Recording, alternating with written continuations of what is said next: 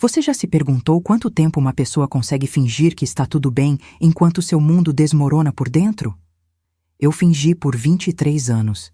23 anos divididos entre dois homens que juraram me amar, mas só souberam me destruir. O relógio da minha antiga sala ainda marca 4h15 da tarde. Parou ali, congelado no tempo, no exato momento em que a porcelana chinesa da minha avó se estilhaçou contra a parede, a poucos centímetros do meu rosto. Aquele relógio quebrado se tornou o símbolo da minha libertação. Muita gente pergunta por que não conserto o relógio. A verdade? Ele me lembra todos os dias que às 4h15 de uma tarde de primavera, eu finalmente tive coragem de dizer basta. Guardo um fragmento daquele jogo de chá numa caixinha de madeira. Não para lembrar do terror, mas para nunca esquecer do instante em que escolhi viver. Tenho 72 anos agora. Quando passo meus dedos enrugados pelas cicatrizes invisíveis que carrego, ainda sinto o gosto amargo da juventude desperdiçada no altar de relacionamentos que me sugavam como areia movediça. Mas hoje posso contar minha história sem que a voz fale, sem que as mãos tremam. É uma vitória que demorei décadas para conquistar. Na minha geração, casamento era para sempre, independentemente do preço que se pagava. Mulher direita aguenta firme, minha mãe dizia. Problemas conjugais se resolvem entre quatro paredes, repetia minha tia. E assim aprendemos a sorrir em público enquanto chorávamos em silêncio no banheiro. Aprendemos a esconder hematomas com maquiagem e a inventar desculpas para ossos quebrados. Cresci acreditando que o amor verdadeiro exigia sacrifício. Quanto maior o sofrimento, mais nobre seria a mulher por suportá-lo. Que mentira cruel plantaram em nossos corações. Hoje sei que amor verdadeiro é aquele que constrói, que fortalece, que respeita. O resto é prisão disfarçada de compromisso. Nas próximas horas, vou compartilhar com vocês o que nunca contei a ninguém completamente. Como sobrevivi a 2 casamentos que quase me custaram não apenas a vida, mas algo ainda mais precioso, minha identidade. E como, no fim, encontrei forças para recomeçar quando muitos diziam que já era tarde demais para mim. Eu era Cecília, a menina do interior de Minas que cresceu entre cafezais e sonhos românticos. Nasci em 1953, numa época em que ser mulher significava seguir um roteiro predefinido. Estudar o suficiente para não ser chamada de ignorante, mas não demais para não espantar pretendentes. Aprender a cozinhar, costurar e administrar uma casa, casar cedo e ter filhos. E foi exatamente isso que fiz. Aos 17 anos, ganhei o título de princesa da festa do milho da nossa cidade, Ventura do Sul. Foi lá que conheci Albano, um rapaz alto, de ombros largos e sorriso confiante. Ele tinha 22 anos e trabalhava na fábrica de tecidos, o emprego mais cobiçado da região. Quando me tirou para dançar, senti que todas as moças me invejavam. Suas mãos eram firmes na minha cintura, sua voz grave e decidida ao pé do meu ouvido. Você é a moça mais bonita que já vi. 3 anos depois, casamos na igreja matriz. Eu usava um vestido de renda que minha mãe e minhas tias costuraram juntas por 6 meses. Lembro do peso do véu sobre meus cabelos, do buquê de lírios brancos nas minhas mãos trêmulas e daquele silêncio solene quando as portas da igreja se abriram. Todos diziam que formávamos o casal perfeito, o funcionário promissor da fábrica e a jovem professora da escola primária. Nossa casa foi presente dos meus pais. Pequena, mas aconchegante, com um quintal onde plantei roseiras e hortelã. Nos primeiros meses, Albano voltava do trabalho com pequenas surpresas, um chocolate, uma fita para o cabelo, um livro de poesias. Eu o esperava com o jantar pronto e a casa impecável. Às sextas-feiras, íamos ao cinema da cidade vizinha. Aos domingos, almoçávamos com a família depois da missa. As primeiras mudanças foram sutis. Albano comentou que minha saia de professora era um pouco curta demais. Sugeriu que eu não precisava ser tão animada quando conversava com o caixa do mercado. Mencionou que talvez fosse melhor eu não ir mais às reuniões do grupo de leitura, porque mulher casada tem compromissos em casa. Cada observação era feita com um sorriso, como quem dá um conselho amoroso. Quando engravidei de Eduardo, nosso Dudu, 1 ano depois do casamento, Albano ficou radiante. Deixei o emprego na escola porque ele insistiu que uma mãe dedicada precisa estar em casa integralmente. Vamos dar ao nosso filho o que a gente não teve, ele dizia. E eu concordava, grata por ter um marido tão preocupado com a família. Em nossa cidade pequena, entre serras e cafezais, todos diziam que tínhamos o casamento perfeito. Albano é um homem de sorte, comentavam as senhoras após a missa. Cecília nasceu para ser mãe, outras acrescentavam. Ninguém percebia meu sorriso cada vez mais ensaiado, meus olhos cada vez mais vigilantes, medindo as palavras antes de dizê-las. Como podiam saber que, após cada jantar com amigos, eu seria interrogada por horas sobre cada olhar, cada palavra trocada com qualquer homem presente? Era só você e o antenor conversando no canto da sala, não era? O que tanto falavam? Ele perguntava, com aquela veia saltada na testa que eu já tinha aprendido a temer. Os primeiros anos foram de controle silencioso. Meu guarda-roupa foi mudando gradativamente. Os vestidos coloridos deram lugar a roupas discretas, aprovadas por Albano. Minhas amizades esvaeceram como névoa da manhã. Minha família, que no início nos visitava constantemente, começou a esperar convites que raramente vinham. Dudu chegou numa madrugada chuvosa de março. Parto difícil, 20 horas de trabalho. Quando finalmente o colocaram em meus braços, senti uma força nova, uma determinação que nunca havia experimentado. Por você, eu seria capaz de tudo. Sussurrei para aquele rostinho vermelho e enrugado. E por muito tempo, esse tudo significou suportar o insuportável.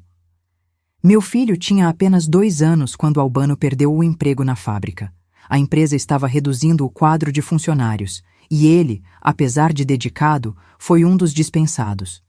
Aquele homem que voltava para casa com o peito estufado de orgulho passou a arrastar os pés pela sala, carregando uma humilhação que transformava em raiva.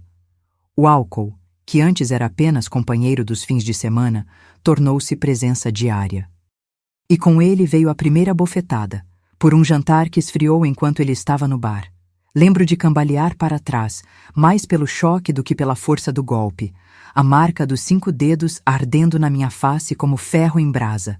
Naquela noite, depois que ele caiu no sono, peguei Dudu adormecido e uma pequena mala. Dirigi-me à casa da minha irmã Lourdes, do outro lado da cidade. Ela me recebeu sem perguntas, apenas segurando minhas mãos trêmulas enquanto eu soluçava até perder o fôlego. Você não pode simplesmente abandonar seu marido, Cecília, minha mãe disse 3 dias depois, sentada na cozinha de Lourdes. Homem, quando bebe, faz besteira, mas passa. Seu pai também teve suas fases. Mulher separada vira falação, ela continuou, ajeitando o terço entre os dedos nervosos. Pensa no Dudu crescendo sem pai. Pensa no que vão dizer dele na escola. A vergonha, o medo do julgamento, o terror de fracassar no papel que a sociedade tinha me designado. Voltei para Albano 3 semanas depois, carregando Dudu pela mão e uma promessa vazia de que nunca mais aconteceria. E por um tempo, não aconteceu. Albano conseguiu um novo emprego, menos prestigioso e com salário menor, mas suficiente para manter a casa. As desculpas vieram embrulhadas em flores murchas compradas no último minuto. Perdi a cabeça. Foi só aquela vez. Você sabe como eu te amo. Mas o controle aumentou. Agora eu precisava explicar para onde ia cada centavo do dinheiro da feira. Precisava atender ao telefone antes do 3º toque. Precisava ter explicações prontas para qualquer pergunta sobre meu dia. O ciúme, antes mascarado de cuidado, agora era escancarado como uma ferida infeccionada. Os gritos começaram a fazer parte da rotina. Dudu aprendeu a se esconder no quartinho dos fundos quando o pai chegava cambaleando. Aprendi a reconhecer os sinais, A porta batendo forte demais, o arrastar dos sapatos pela sala, o tilintar da garrafa contra o copo. Você está me traindo, não está? Ele gritava, enquanto eu tentava acalmá-lo, fazer Dudu voltar a dormir, impedir que os vizinhos ouvissem. O segundo tapa veio 6 meses depois do primeiro. O terceiro, na semana seguinte. Então, vieram os empurrões, os punhos fechados, os objetos arremessados. Entre cada episódio, promessas renovadas, períodos de calma tensa e minha esperança ingênua de que, dessa vez, seria diferente. Foi a primeira tentativa de recomeço, seguida de promessas quebradas como galhos secos. Viriam mais 2, cada uma terminando da mesma forma, com marcas no meu corpo e fissuras mais profundas na minha alma. 10 anos da minha vida escorreram entre dedos trêmulos e olhos inchados de choro, enquanto eu me perguntava como havia chegado àquele ponto. E, mais importante, como encontraria coragem para sair dele definitivamente. A noite que mudou tudo começou como tantas outras. Era janeiro de 1983, um verão particularmente sufocante. Havia tempestade no ar. Podia sentir a eletricidade antes mesmo das primeiras gotas caírem. Dudu, então com 9 anos, estava deitado no tapete da sala, folheando uma revista em quadrinhos. Eu preparava o jantar, olhando nervosamente para o relógio de parede. 8h30, e Albano ainda não havia voltado da cervejinha com os amigos, que começara às 5. Naquela tarde, a professora de Dudu havia me chamado na escola para mostrar um desenho que ele fizera durante a aula de artes. Uma casa com uma figura feminina chorando, uma masculina com punhos enormes e uma pequena figura escondida debaixo da cama. "Está tudo bem em casa, dona Cecília?" Ela perguntou com gentileza estudada. Menti, como sempre fazia. É só a imaginação dele, sabe como são as crianças. Lembro-me de estar picando cebolas quando ouvi o portão bater com força. Minhas mãos imediatamente começaram a tremer. "Dudu, vai para o seu quarto", sussurrei urgentemente, mas era tarde demais. A porta da frente se escancarou e Albano cambaleou para dentro, encharcado pela chuva que começara a cair, os olhos injetados de um vermelho que eu conhecia bem demais. "Cadê a janta?" ele gritou, jogando a carteira sobre a mesa com força desnecessária. O cheiro de álcool era tão forte que parecia impregnar as paredes. "Já está quase pronta", respondi, tentando manter a voz calma.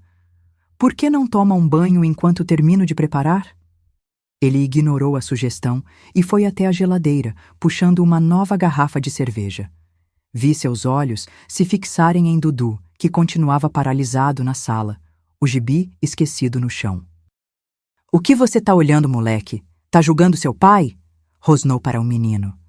"Não, papai", Dudu respondeu em voz baixa, os olhos fixos no chão. "Não fala com o Dudu assim", defendi instintivamente. "Ele não fez nada." Foi como acender um fósforo perto de gasolina. Albano virou-se para mim com uma rapidez que não combinava com seu estado de embriaguez. "Você tá me desafiando na frente do meu filho?" rugiu, avançando em minha direção. "Quer ensinar ele a não respeitar o pai?" Recuei até encostar no fogão. O cabo da panela com o molho que eu preparava queimou meu braço, mas mal senti a dor. Estava concentrada demais no perigo iminente. "Albano, por favor, o Dudu está vendo." Tentei argumentar. "Que veja!" ele berrou, e então me empurrou com força contra o fogão.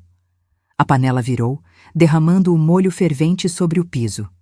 Por reflexo, tentei me afastar do líquido escaldante e acabei esbarrando em Albano. Ele interpretou o movimento como uma afronta e me agarrou pelo braço, torcendo-o com força enquanto me puxava para a sala. "Você nunca mais vai me desrespeitar", gritava, completamente fora de controle. Foi quando Dudu se levantou, pequeno e trêmulo, mas com uma determinação além de seus 9 anos. "Para, pai, tá machucando a mamãe", ele gritou, agarrando-se à perna de Albano. O que aconteceu em seguida se desenrolou em segundos, mas na minha memória parece uma cena em câmera lenta. Albano largou meu braço para afastar Dudu com um empurrão violento. O menino caiu para trás, batendo a cabeça na quina da mesa de centro. O som, aquele baque surdo, ainda ecoa nos meus pesadelos. Por um momento, o tempo congelou. Vi o filete de sangue descendo pela testa do meu filho. Vi seus olhos arregalados de medo e dor. Vi a mesma expressão de surpresa no rosto de Albano, como se por um segundo, mesmo em seu estado alterado, ele percebesse o que havia feito. E algo dentro de mim, algo antigo, primitivo e feroz, despertou. Não era mais apenas sobre mim e as humilhações que eu suportava. Era sobre meu filho, sangrando no chão da nossa sala porque tentou me proteger quando eu deveria estar protegendo-o. Chega! O grito saiu de algum lugar profundo que eu nem sabia que existia em mim. Peguei o primeiro objeto ao meu alcance, um pesado cinzeiro de porcelana, e o arremessei na direção de Albano, não para acertá-lo, mas para criar distância. O cinzeiro passou rente à sua cabeça e se estilhaçou na parede atrás dele, bem ao lado do relógio que marcava 4h15 da tarde. No mesmo instante, o relógio parou, como se o tempo tivesse decidido marcar aquele momento, o momento em que finalmente disse basta. O silêncio que se seguiu foi ensurdecedor. Albano me olhava com uma mistura de choque e fúria. Dudu soluçava baixinho, a mão pressionada contra a testa ferida. E eu estava tremendo da cabeça aos pés, mas pela primeira vez em anos não era de medo, era de raiva. Uma raiva clara, límpida, purificadora. Se você tocar em mim ou no meu filho mais uma vez na vida, disse com uma calma que não sabia possuir, eu juro por tudo que é sagrado que será a última coisa que você fará. Minha voz não vacilou. Não reconheci aquela mulher que falava através de mim, direta, firme, sem lágrimas ou súplicas. Era como se outra Cecília habitasse meu corpo naquele momento. Albano deu um passo para trás, desconcertado com minha transformação súbita. Vi a confusão em seus olhos, o cálculo rápido sobre como reagir a esta versão desconhecida de sua esposa. Optou pelo que sempre funcionava antes, a intimidação. "Você enlouqueceu?" gritou, recuperando a postura agressiva. "Podia ter me matado com essa merda." "E você podia ter matado nosso filho", respondi, já me movendo para pegar Dudu no colo. "A diferença é que eu errei de propósito, você não." Enquanto apertava Dudu contra meu peito, sentindo seu pequeno corpo tremer, uma clareza absoluta tomou conta de mim. Não era apenas raiva o que eu sentia, era determinação. A certeza cristalina de que aquela seria a última vez. Não haveria mais uma chance, nem ele vai mudar, nem pense na família. A família que eu precisava proteger estava nos meus braços, ferida e assustada. "Vamos para o hospital", disse para Dudu, ignorando completamente Albano. "Precisamos cuidar dessa sua cabecinha." "Vocês não vão a lugar nenhum", Albano berrou, colocando-se entre nós e a porta. "Isso é só um cortezinho de nada. O menino está bem. Amanhã ninguém nem lembra mais." "Saia da frente", ordenei, e novamente não reconheci minha própria voz. Era como se cada humilhação que engoli ao longo dos anos tivesse se transformado em aço nas minhas palavras. Albano hesitou. Pela primeira vez, desde que o conheci, vi incerteza em seus olhos. Talvez tenha sido meu olhar determinado. Talvez o fato de que eu segurava o filho sangrando. Talvez a compreensão tardia de que havia cruzado uma linha definitiva. Ele se afastou da porta, recuando até o sofá. "Vai, então", disse, subitamente parecendo menor, mais velho. "Mas depois não venha com choradeira pedindo para voltar." Peguei minha bolsa, as chaves do carro e saí sem olhar para trás. Enquanto dirigia para o hospital, com Dudu quieto no banco do passageiro, pressenti que algo fundamental havia mudado dentro de mim. A mulher que sairia daquele pronto-socorro não seria a mesma que entrou em pânico com o primeiro tapa, que acreditou nas desculpas de um homem que confundia posse com amor, que aceitou a violência como parte do pacote matrimonial. No hospital, tive que explicar como meu filho havia se machucado. Pela primeira vez, não inventei uma queda ou um acidente. Meu marido o empurrou durante uma discussão, disse a médica que nos atendeu. Sua expressão não demonstrou surpresa, apenas um cansaço resignado que sugeria que ela já havia ouvido histórias semelhantes muitas vezes. Você tem para onde ir? Perguntou enquanto suturava a pequena ferida na testa de Dudu. 5 pontos. 5 pequenos nós que marcariam para sempre não apenas a pele do meu filho, mas também minha decisão. Vamos para a casa da minha irmã, respondi. Temporariamente. A médica assentiu, sem tirar os olhos do trabalho meticuloso que realizava. Temporariamente nunca é suficiente, disse em voz baixa, quase para si mesma. Homens assim não mudam, Dona Cecília, só pioram. Enquanto ela terminava o curativo, observei o rosto pálido de Dudu.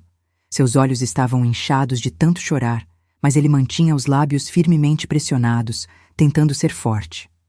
Meu pequeno guerreiro, forçado a crescer rápido demais por causa das escolhas que eu havia adiado por tanto tempo. Vai doer sempre, mãe? Ele perguntou quando saíamos do hospital, tocando levemente o curativo na testa. Sabia que ele não estava falando apenas da ferida física. Não, filho, respondi, abraçando-o com cuidado. As coisas vão melhorar agora, prometo. E naquele momento, sob as luzes frias do estacionamento do hospital, jurei para mim mesma que cumpriria essa promessa, não importa o que custasse. Na casa da minha irmã Lourdes, Dudu finalmente adormeceu depois de um banho morno e um copo de leite com chocolate. Eu permaneci sentada ao lado da cama improvisada no escritório, observando sua respiração ritmada, o curativo branco na testa contrastando com seus cabelos escuros. Cada vez que fechava os olhos, via o momento em que ele caiu, o sangue, o medo em seu olhar. E então, uma onda de náusea me invadia, seguida por uma certeza renovada. Nunca mais. Lourdes entrou silenciosamente no quarto e colocou uma xícara de chá fumegante nas minhas mãos. Ele vai ficar bem, sussurrou, sentando-se ao meu lado. Crianças são resistentes. Mas não deveriam precisar ser, respondi, as lágrimas finalmente vindo, não de medo ou tristeza, mas de uma raiva profunda por todos os anos perdidos, por cada vez que voltei, por cada desculpa que aceitei. Dessa vez é diferente, não é? Lourdes perguntou, apertando minha mão. Não era uma pergunta de verdade. Ela viu em meus olhos algo que não estava lá nas vezes anteriores. Acabou, confirmei. Não sei como vou fazer, onde vou morar, como vou sustentar o Dudu sozinha. Mas sei que nunca mais voltamos para aquela casa. Na manhã seguinte, a realidade começou a se impor. O telefone tocou cedo. Era Albano, alternando entre ameaças e desculpas desesperadas. Você não pode me deixar assim, Cecília. Onde você está? Como está o Dudu? Foi um acidente, você sabe disso. Eu estava bêbado, não sabia o que estava fazendo. Lourdes atendeu as primeiras ligações, mas quando ele começou a gritar, ela simplesmente desconectou o telefone. Vamos dar um tempo para ele esfriar a cabeça, sugeriu. Tempo para esfriar a cabeça. Como se o problema fosse apenas um momento de raiva passageira, e não um padrão de 10 anos. Como se bastasse esperar alguns dias para que tudo voltasse ao normal. Um normal feito de medo, vigilância constante e dignidade esmagada. No terceiro dia, recebi uma visita que não esperava. Minha mãe e meu pai chegaram juntos, rostos graves, trazendo uma sacola com algumas roupas minhas e de Dudu. Seu marido mandou, explicou minha mãe, evitando meu olhar.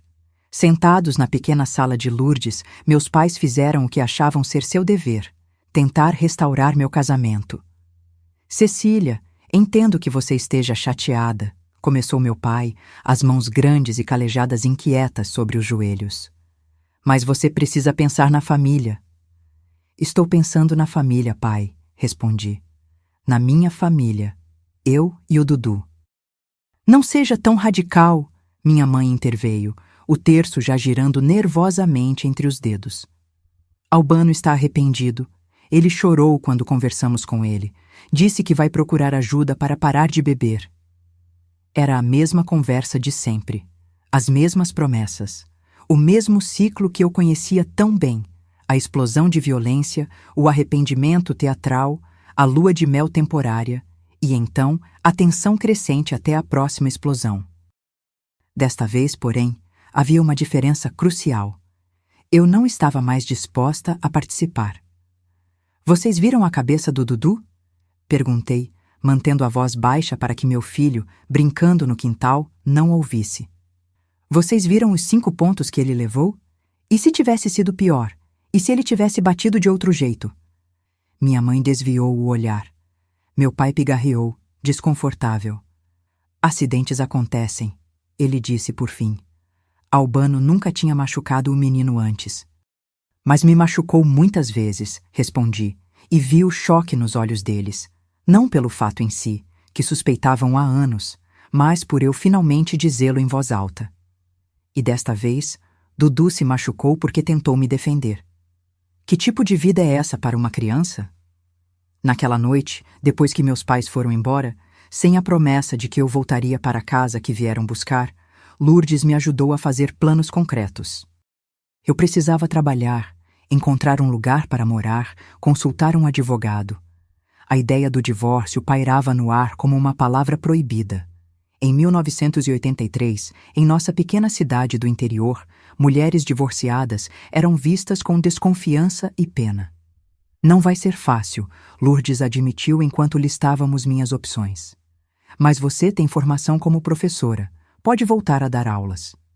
Uma semana depois, bati à porta da diretora da escola onde havia trabalhado antes de Dudu nascer. Dona Matilde me recebeu com um abraço apertado e olhos compassivos. As notícias corriam rápido na cidade pequena. Eu precisaria de um emprego, disse, direto ao ponto. Qualquer coisa. Posso limpar as salas, ajudar na secretaria. Não seja boba, Cecília. Ela me interrompeu. Você foi uma das melhores professoras que tivemos aqui. Justamente estamos precisando de alguém para substituir Dona Elsa, que está de licença médica. É uma turma de 3º ano. Saí da escola com um emprego, temporário, mas um começo. No caminho para a casa de Lourdes, passei pela delegacia. O delegado Rosalvo, que conhecia minha família há décadas, ouviu meu relato sobre a agressão a Dudu com uma expressão impassível. É uma situação delicada, Dona Cecília, disse por fim. Problema de família é sempre complicado. Tem certeza que não quer pensar melhor? Às vezes a gente fala coisas no calor do momento. Saí da delegacia sem o boletim de ocorrência que fui buscar, mas com uma certeza renovada. O sistema não estava preparado para me proteger. Eu teria que encontrar meu próprio caminho. 2 semanas depois do incidente, Albano apareceu na escola quando eu saía com minha nova turma para o recreio. Estava sóbrio, barbeado, o rosto contrito que eu conhecia tão bem. Meu coração disparou ao vê-lo, mas não de saudade, de medo e raiva. Só quero conversar, ele disse, mantendo distância quando percebeu minha expressão. Estou fazendo tratamento. Não bebo há 2 semanas. Parabéns, respondi secamente, orientando as crianças a seguirem para o pátio. Mas não temos nada para conversar. É sobre o Dudu. Tenho o direito de ver meu filho. O nó no meu estômago apertou. Era verdade. Legalmente, ele tinha direitos. E por mais que quisesse manter Dudu longe dele, sabia que impedir completamente o contato entre pai e filho poderia ter consequências legais que eu não estava preparada para enfrentar. Vamos resolver isso com advogados, disse finalmente. Por enquanto, mantenha distância. Enquanto ele se afastava, cabisbaixo, tive a clara sensação de que uma batalha muito maior estava apenas começando. Os primeiros meses após deixar Albano foram como aprender a respirar novamente. Tinha alugado um pequeno apartamento próximo à escola onde consegui meu emprego fixo. Um lugar simples, com 2 quartos, sala e cozinha conjugadas, mas que para mim e Dudu significava liberdade. Nos primeiros dias, pulávamos de alegria na sala vazia, apenas porque podíamos. porque ninguém nos reprovaria com olhares severos ou suspiros de desaprovação. A vida prática, porém, impôs-se rapidamente. Meu salário de professora mal cobria o aluguel e as contas básicas. A pensão que Albano foi obrigado a pagar após longas batalhas judiciais frequentemente atrasava, ou vinha incompleta, acompanhada de recados ameaçadores através do advogado dele. Seu ex-marido diz que, se reconsiderar a separação, ele voltará a sustentar a casa adequadamente. O advogado dele me disse uma vez, com aquele olhar meio crítico, meio condescendente, que eu aprendi a reconhecer nos homens que achavam que eu estava exagerando. Diga ao meu ex-marido que prefiro passar fome a voltar para ele, respondi, com uma firmeza que surpreendia até a mim mesma. E, de fato, quase passamos fome algumas vezes. Aprendi a fazer milagres com poucos ingredientes.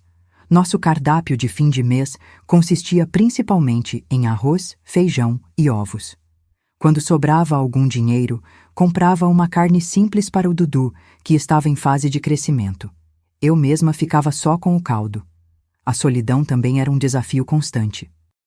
Na pequena cidade onde vivíamos, uma mulher separada era olhada com suspeita. Mães de alunos pediam discretamente que seus filhos não fossem colocados na minha classe. Antigas amigas deixavam de me convidar para eventos. Na igreja, sentia os olhares de pena ou reprovação quando entrava com Dudu para a missa de domingo. Professora Cecília está divorciada agora. Ouvi uma mãe sussurrar para outra na porta da escola. Dizem que o marido bebia, mas será que não havia outro motivo? Ela sempre foi tão bonita. As insinuações doíam como punhaladas. Mas o que mais me angustiava era ver o impacto disso tudo em Dudu. Aos 10 anos, ele já enfrentava perguntas invasivas dos colegas e comentários maldosos.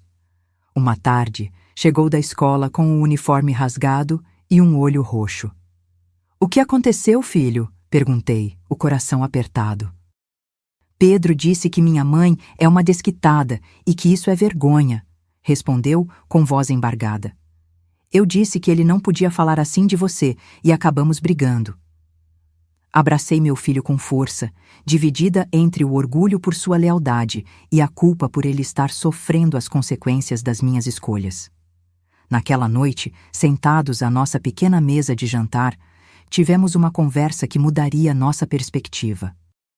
"Dudu, você se arrepende de termos saído da casa do seu pai?" perguntei, receosa da resposta. Ele olhou para mim, seus olhos de criança carregando uma seriedade de adulto. "Não, mãe. Lá eu tinha medo o tempo todo. Aqui a gente é pobre, mas é feliz." Sua resposta, tão simples e profunda, me deu forças para continuar. Não estava apenas lutando pela minha sobrevivência, mas também ensinando ao meu filho que felicidade e segurança valem mais que qualquer conforto material.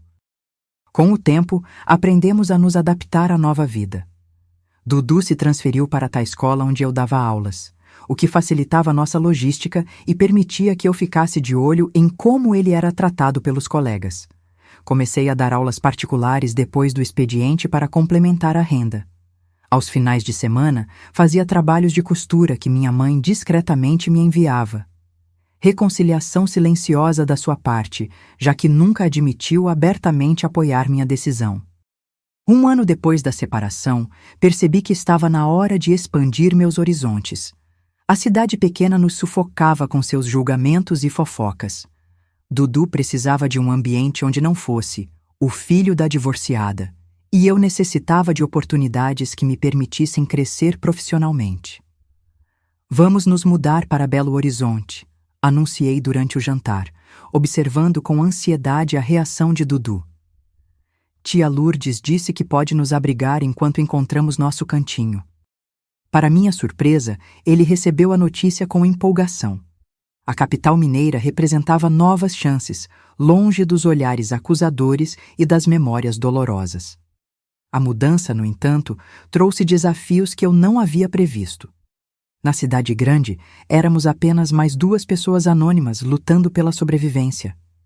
Meu diploma de magistério, que me garantia respeito na cidade pequena, parecia insignificante diante da concorrência. Percorri dezenas de escolas, ouvindo repetidamente que não havia vagas disponíveis. Após 3 semanas no apartamento apertado de Lourdes, o desespero começou a tomar conta de mim. Nossas economias, já escassas, estavam acabando. A pensão de Albano seria ainda mais difícil de receber, agora que estávamos em outra cidade. Uma tarde, sentada em um banco de praça, após mais uma entrevista fracassada, permiti-me chorar abertamente pela primeira vez desde que deixara meu casamento. Talvez tenhamos cometido um erro, confessei a Lourdes naquela noite, quando Dudu já dormia. Na cidade pequena, pelo menos tínhamos onde morar. Eu tinha emprego garantido. E você está disposta a trocar sua liberdade e dignidade por isso? Perguntou minha irmã, com aquela franqueza que sempre foi sua característica mais marcante. Sua pergunta ficou ecoando na minha cabeça. No dia seguinte, ao invés de procurar escolas tradicionais, decidi tentar algo diferente. Havia um projeto social na periferia de Belo Horizonte que oferecia reforço escolar para crianças carentes. O salário era menos da metade do que eu ganhava como professora regular, mas era um começo. A coordenadora do projeto, uma senhora enérgica chamada Dona Zuleika, me entrevistou por menos de 10 minutos. Começamos amanhã às 7, disse simplesmente. As crianças precisam de alguém que entenda que educação é também sobre acolhimento. Foi assim que iniciamos nossa vida na capital. Morávamos em um quarto e cozinha nos fundos da casa de uma senhora que Dona Zuleika conhecia. O banheiro era compartilhado, o espaço mínimo. Dudu dormia em um colchão no chão enquanto eu usava o sofá-cama desgastado. Cada noite, esgotada após dar aulas o dia inteiro, e ainda fazer trabalhos de costura para complementar a renda, eu me perguntava se tinha feito a escolha certa. Quando via Dudu adormecido, espremido naquele quartinho sem janelas, uma culpa imensa me consumia. Estava privando meu filho de confortos básicos que ele teria se tivéssemos permanecido com Albano. Fiz a escolha certa? Perguntava-me constantemente durante aquelas noites de insônia. A resposta sempre demorava a vir. 6 meses após nossa chegada a Belo Horizonte, enfrentamos uma reviravolta inesperada. Albano descobriu nosso paradeiro através de parentes e moveu um processo judicial alegando que eu havia sequestrado nosso filho, prejudicando seu direito de visitas. A notificação chegou numa sexta-feira e passei o final de semana inteiro em pânico, temendo perder a guarda de Dudu. Ele não pode fazer isso, pode? Perguntei a Dona Zuleika, que conhecia um advogado voluntário que às vezes ajudava as famílias do projeto. Pode tentar, ela respondeu com firmeza. Mas temos argumentos a nosso favor. Vou agendar uma conversa com o Dr. Nestor na segunda-feira. Doutor.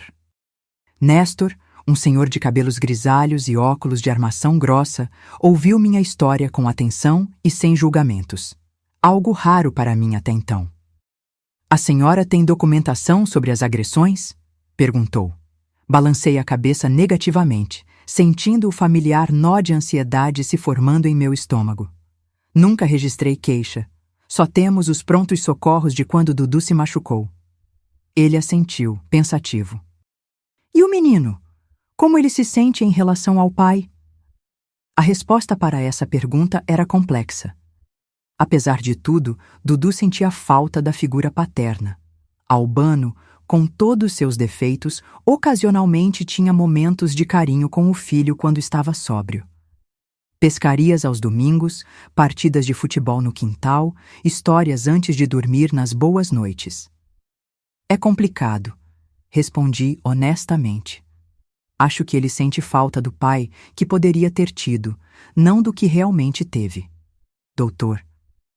Nestor sugeriu que Dudu fosse avaliado por uma psicóloga amiga que trabalhava com casos de família. Foi assim que conhecemos Doutora Paula, que transformaria nossas vidas de maneiras que não podíamos imaginar.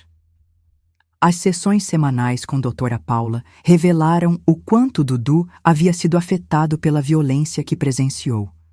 Sua aparente adaptação escondia medos profundos e inseguranças.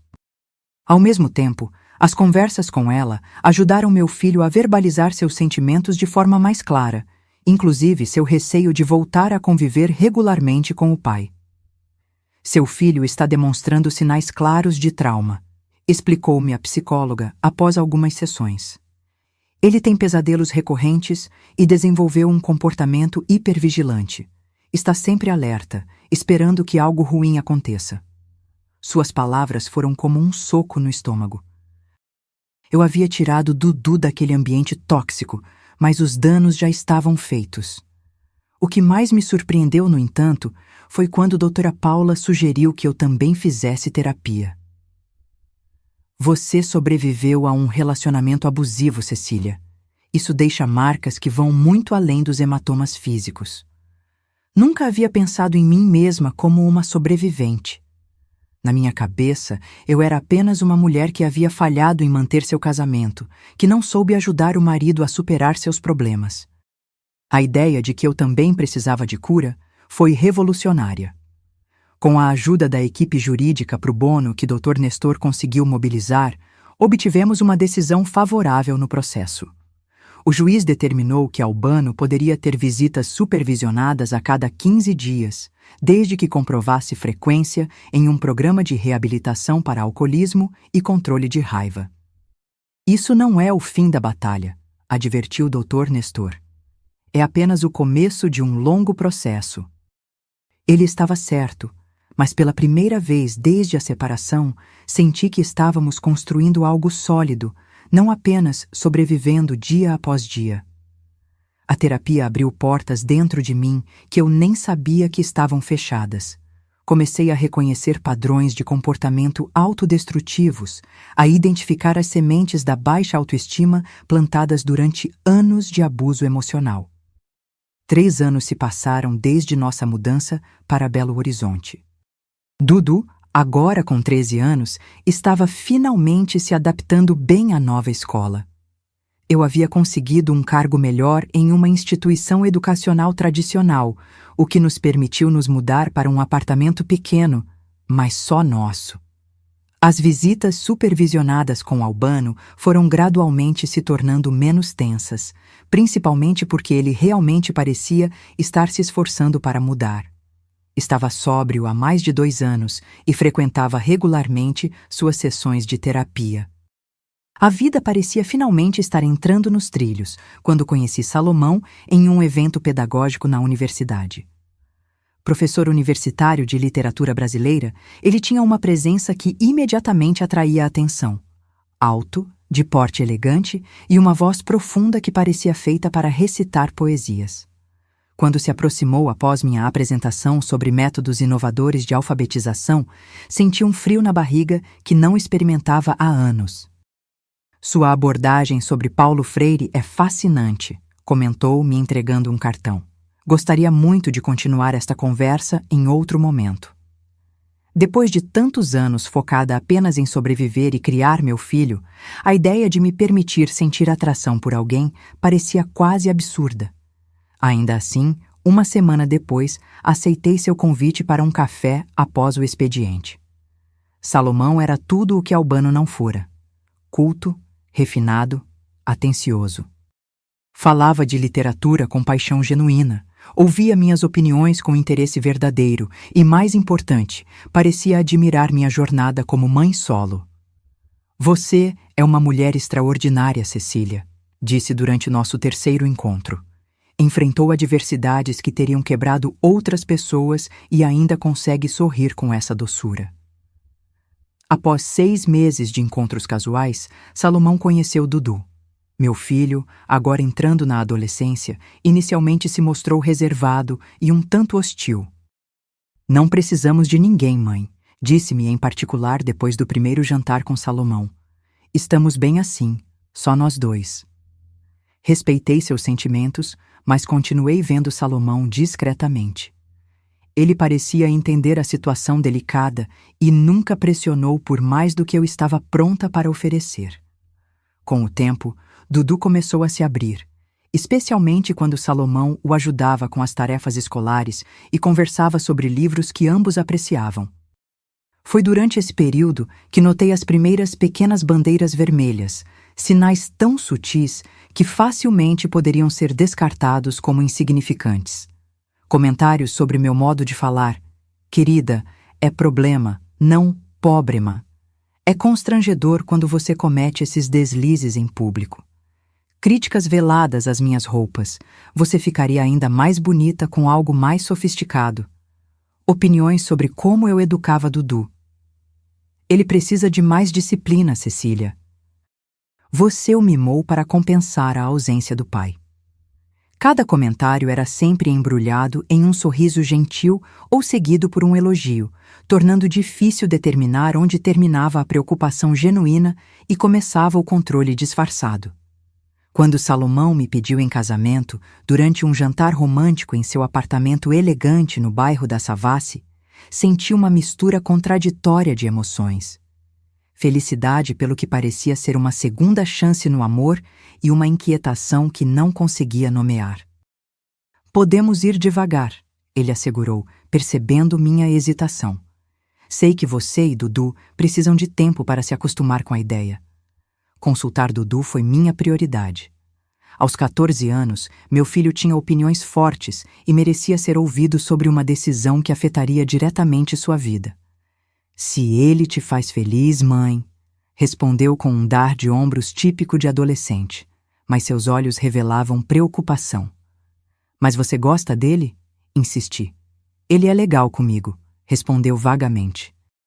Só que às vezes parece que está sempre me avaliando, sabe? Como se eu estivesse fazendo uma prova constante. Aquela observação deveria ter acendido todos os alarmes. No entanto, com quase 40 anos, divorciada e com um filho adolescente, a perspectiva de um companheirismo estável era tentadora demais para ignorar. 6 meses depois, em uma cerimônia simples no cartório, tornei-me a esposa do professor Dr. Salomão Mendes de Albuquerque. O início de uma nova fase que eu ingenuamente acreditava ser o final feliz da minha história de superação. Os primeiros meses de meu casamento com Salomão pareciam saídos de um romance. Nos mudamos para seu amplo apartamento de 3 quartos no bairro da Savassi, um luxo que jamais imaginei poder proporcionar ao meu filho. Dudu ganhou um quarto só para ele, com estante para seus livros e uma escrivaninha nova para estudos. Eu, que passei anos contando centavos para chegar ao fim do mês, de repente, não precisava mais me preocupar com contas básicas. Você merece isso e muito mais, querida, Salomão dizia, beijando minha testa enquanto eu admirava a vista da sacada. Quero compensar cada lágrima que você derramou no passado. O contraste entre meus 2 casamentos não poderia ser mais gritante. Enquanto Albano bebia e se tornava violento, Salomão nunca levantava a voz. Onde meu primeiro marido usava os punhos, o segundo utilizava palavras, sempre civilizadas, sempre articuladas. Foi justamente essa sutileza que tornou difícil identificar quando o controle começou. Primeiro, foram sugestões sobre meu guarda-roupa. Esta blusa não valoriza seu tipo físico, querida, ou esta cor não combina com seu tom de pele. Logo, minhas roupas antigas foram sendo substituídas por peças que ele escolhia. Sempre mais caras, sempre mais elegantes, sempre mais ao gosto dele. Depois veio a correção linguística constante. Cada erro de pronúncia, cada expressão regional que eu usava era imediatamente corrigida, sempre com um sorriso educado, frequentemente na frente de outras pessoas. Cecília vem de uma cidade pequena, explicava aos amigos quando eu cometia algum deslize. Estamos trabalhando nisso, não é, querida? Os amigos riam educadamente, enquanto eu engolia a humilhação com um sorriso forçado. A situação com Dudu era ainda mais complexa. Salomão assumiu o papel de mentor intelectual do meu filho, empenhado em corrigir as deficiências de sua educação anterior. As notas de Dudu, sempre boas, agora precisavam ser excelentes. Horas de estudo extra eram impostas, livros específicos eram recomendados, hobbies eram avaliados quanto à sua contribuição intelectual. Seu filho tem potencial, Cecília, dizia Salomão. Seria negligência nossa não desenvolvê-lo ao máximo. Eu observava Dudu ficando cada vez mais calado, mais introspectivo. Os sorrisos espontâneos que havíamos reconquistado nos anos após deixar Albano foram se tornando raros. Quando tentei conversar com ele sobre isso, sua resposta me devastou. Ele não grita como o pai e mãe, não bate, ele só me faz sentir burro o tempo todo. Naquele momento, algo se quebrou dentro de mim. A percepção de que havia trocado um tipo de abuso por outro me atingiu como um raio, mas a vergonha era paralisante. Como admitir que havia errado novamente? Como confessar ao mundo e a mim mesma que mal havia escapado de um casamento abusivo e já estava presa em outro? As coisas pioraram quando Albano, agora realmente recuperado e mantendo-se sóbrio há anos, começou a ter um relacionamento melhor com Dudu. As visitas quinzenais, antes tensas, tornaram-se momentos que meu filho aguardava com ansiedade. Para Salomão, isso era inaceitável. Aquele homem é um perdedor, um operário sem cultura que quase matou você. Disparava sempre que Dudu voltava de um encontro com o pai biológico. Não entendo por que você permite que seu filho mantenha contato com alguém assim. A ironia da situação não me escapava.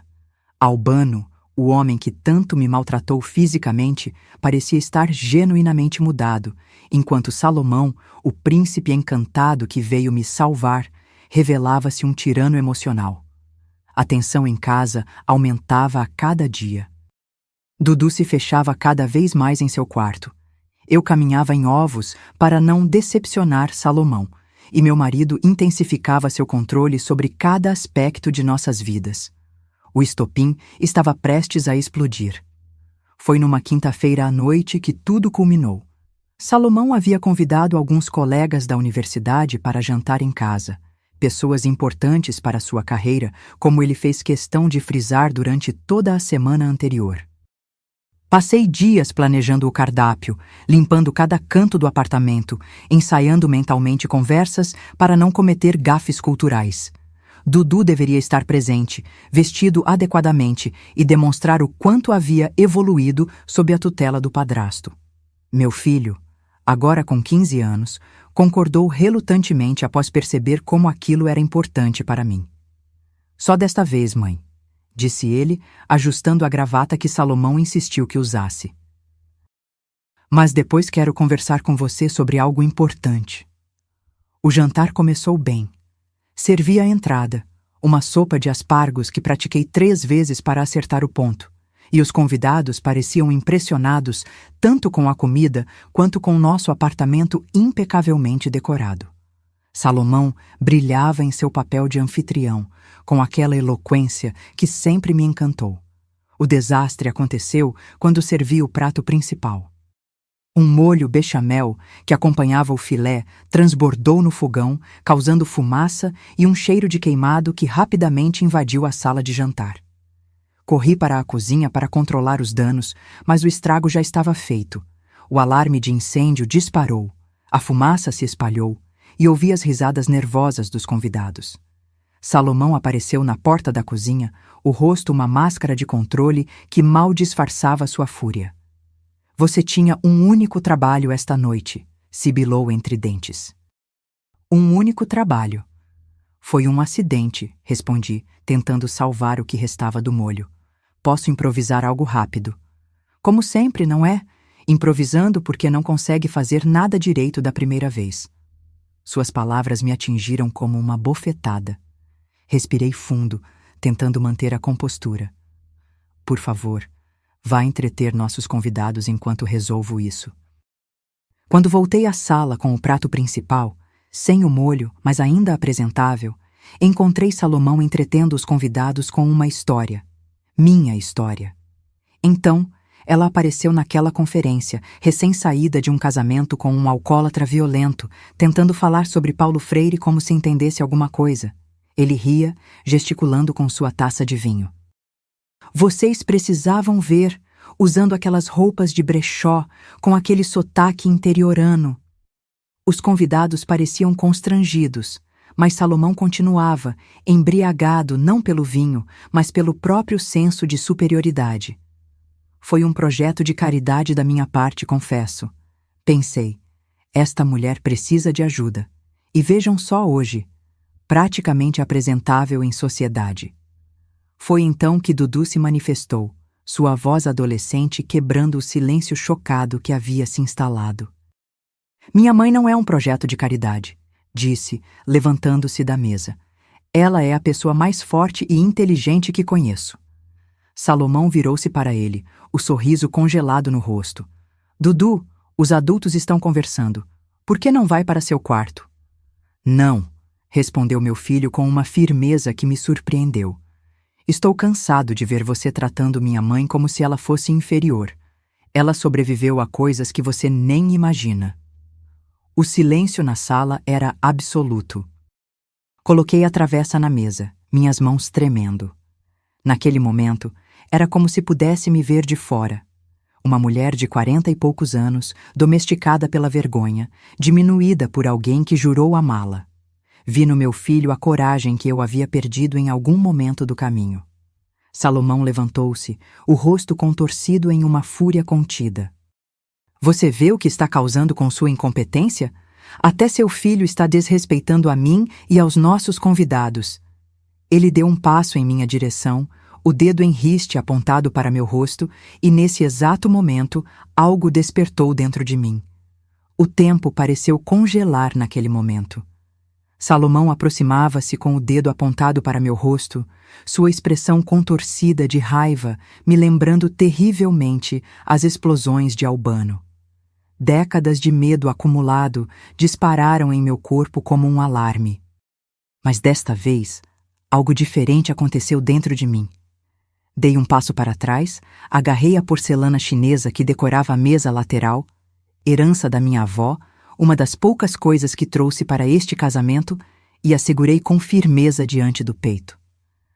Não se atreva a dar mais um passo, disse com uma voz que não reconheci como minha. Firme, baixa, carregada de uma dignidade que pensei ter perdido há muito tempo. Salomão parou, surpreso com minha reação. Seus olhos oscilaram entre meu rosto e os convidados, que assistiam a tudo em um silêncio constrangedor. Você enlouqueceu? Sibilou. Está nos envergonhando. Não, respondi, sentindo uma clareza que não experimentava há anos. Estou apenas cansada de ser diminuída, de ser humilhada, de ser tratada como um projeto social em vez de uma esposa. Os convidados começaram a se levantar desajeitadamente, murmurando desculpas. Uma das mulheres, professora de psicologia, se não me engano, aproximou-se e colocou a mão em meu ombro. Precisamos de alguma coisa? Perguntou, olhando significativamente para Dudu. Precisamos de privacidade, respondi, grata pelo gesto, mas determinada a enfrentar aquela situação sozinha. Quando a porta se fechou atrás do último convidado, o apartamento mergulhou num silêncio pesado. Salomão andava pela sala como uma pantera enjaulada. Você destruiu minha reputação, vociferou. Anos construindo conexões profissionais jogados fora por causa de sua incompetência na cozinha e seu drama emocional. Papai, Dudu interveio, usando o termo que raramente empregava para Salomão. Você está assustando a gente. Foi quando Salomão perdeu completamente o controle. Agarrou o vaso de cristal da mesa de centro e o arremessou contra a parede, a poucos centímetros do relógio antigo que havia comprado quando nos mudamos para o apartamento. Vocês dois não percebem. Eu dei tudo a vocês. Tirei vocês da mediocridade. E é assim que me agradecem? Naquele instante, olhando para os cacos de cristal espalhados pelo chão, vi com perfeita clareza os fragmentos da minha própria vida, estilhaçada não apenas por este homem, mas por décadas de acreditar que não merecia mais do que migalhas emocionais. Dudu, vá para seu quarto e pegue a mochila de emergência, disse com uma tranquilidade que surpreendeu até a mim mesma. Meu filho assentiu, compreendendo imediatamente. Desde o fim de meu primeiro casamento, mantínhamos uma mochila pronta com documentos e itens essenciais, um hábito que nunca abandonei, mesmo quando achei ter encontrado segurança. Você não vai a lugar nenhum, Salomão declarou, bloqueando o corredor. Foi então que fiz algo que nunca tinha ousado antes. Peguei o telefone e disquei 190. Estou sendo impedida de sair de minha casa com meu filho, falei claramente ao atendente. Meu marido está violento e temo pela nossa segurança. O rosto de Salomão mudou instantaneamente, do controlador furioso para o acadêmico respeitável em questão de segundos. Isso é ridículo, murmurou afastando-se. Vocês querem ir? Vão, mas não pensem que vou aceitar vocês de volta quando perceberem o erro que estão cometendo. Quando a polícia chegou 15 minutos depois, já estávamos no térreo do prédio, esperando. O relógio da sala havia parado nas 4h15, congelado no tempo, como uma lembrança do momento exato em que recuperei minha voz, minha coragem e, mais importante, minha dignidade. Passou-se quase um mês até que criamos coragem para voltar ao apartamento e recolher o restante de nossas coisas. Fui acompanhada de minha irmã Lourdes, do marido dela e de Dudu. Salomão não estava. Havia combinado sua ausência através dos advogados. Quando entrei naquele espaço que um dia chamei de lar, o relógio permanecia parado nas 4h15. Decidi levá-lo comigo. Os primeiros meses após minha segunda separação foram de reconstrução silenciosa. Alugamos um pequeno apartamento no bairro Floresta. Dudu transferiu-se para outra escola, longe da influência de Salomão. Eu encontrei trabalho como secretária numa clínica médica, um emprego modesto, mas que me permitia sustentar a nós dois sem depender de pensão. Não quero nada dele, expliquei ao advogado que insistia que eu tinha direito a uma parte do patrimônio. Só quero minha liberdade. Surpreendentemente, foi Albano quem apareceu para nos ajudar. Sóbrio há 5 anos, trabalhando como supervisor na mesma fábrica de tecidos, ele ofereceu apoio financeiro e emocional ao filho. Observei com cautela essa reaproximação, mas o homem diante de mim não era mais aquele que me aterrorizava. O tempo e a sobriedade haviam trazido à tona uma pessoa que eu mal reconhecia. Eu sinto muito, Cecília, disse-me certa tarde, enquanto esperava Dudu se arrumar para um passeio. Nunca poderei desfazer o mal que causei a você. Não, respondi sinceramente. Não pode, mas vejo que você mudou, e isso significa muito para nosso filho. Por anos, frequentei grupos de apoio a mulheres vítimas de violência doméstica. No início, ia apenas para ouvir. Sentava-me no fundo da sala, quase invisível, absorvendo as histórias que tanto se pareciam com a minha.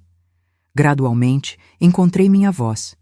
Compartilhei minha jornada, não como advertência, mas como testemunho de que há sempre um caminho para fora da escuridão. A violência nem sempre deixa marcas visíveis, costumava dizer nos encontros. Às vezes, as cicatrizes mais profundas são aquelas que ninguém pode ver. A autoconfiança destruída, a voz silenciada, a identidade apagada. Aos 50 anos, voltei a estudar. Concluí o ensino médio e depois cursei serviço social.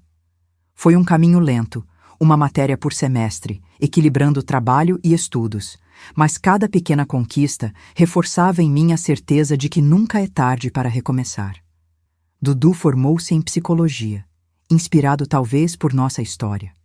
Hoje, aos 40 e poucos anos, ele coordena um programa de atendimento a famílias em situação de violência. Quando me visita com meus 2 netos, vejo em seus olhos não o menino assustado que presenciou tantas tempestades, mas um homem que transformou trauma em propósito.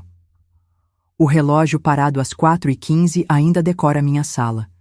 Visitantes ocasionais perguntam por que não o conserto, e cada vez respondo com mais facilidade. Para lembrar que, mesmo quando o tempo parece congelado no pior momento possível, ainda temos o poder de seguir em frente. Descobri, ao longo desta jornada, que sobrevivência não é apenas continuar respirando, é recuperar dia após dia pedaços de si mesma que foram roubados ou abandonados ao longo do caminho. É aprender a confiar novamente, primeiro em si mesma, depois, talvez, nos outros. É reconhecer os sinais precoces de abuso e ter a coragem de dizer não na primeira bandeira vermelha, não na centésima. Aos 72 anos, carrego comigo a sabedoria das cicatrizes. Não me defino mais pelos casamentos que quase me destruíram, mas pela força que descobri ao deixá-los para trás. Muitas pessoas me perguntam se ainda acredito no amor. A pergunta sempre me faz sorrir. Amor? Conheço bem demais suas imitações para confundi-las com o original. O que vivi com Albano e Salomão não era amor, era possessão, controle, poder disfarçado de afeto.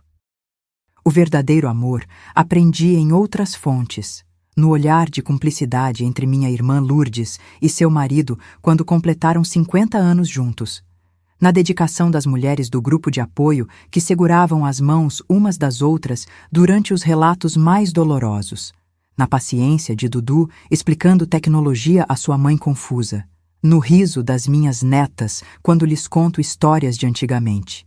Há 10 anos conheci Jorge no coral da igreja. Um viúvo gentil de voz grave e mãos ligeiramente trêmulas pelo Parkinson inicial. Ele me convidou para um café após o ensaio e aceitei, não sem antes sentir aquele espasmo familiar de medo. Mas percebi que o medo não precisa mais ditar minhas escolhas. Não estou procurando um marido, esclareci no primeiro encontro. Nem quero morar com alguém novamente. Ele sorriu, aliviado. Que bom. Eu só queria uma boa companhia para concertos de domingo e talvez alguém para compartilhar receitas de pão.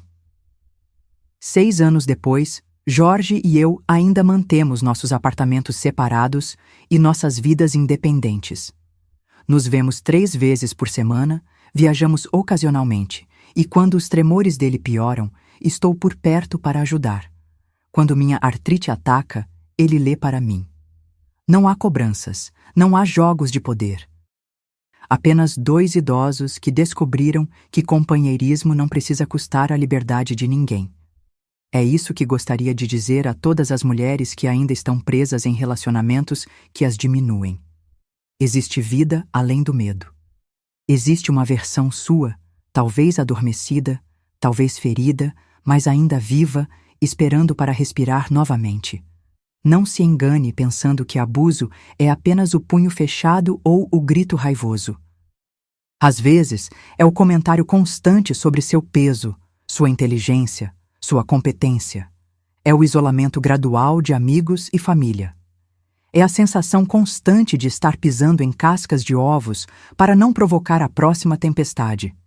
É o aperto no estômago quando ouve a chave na porta.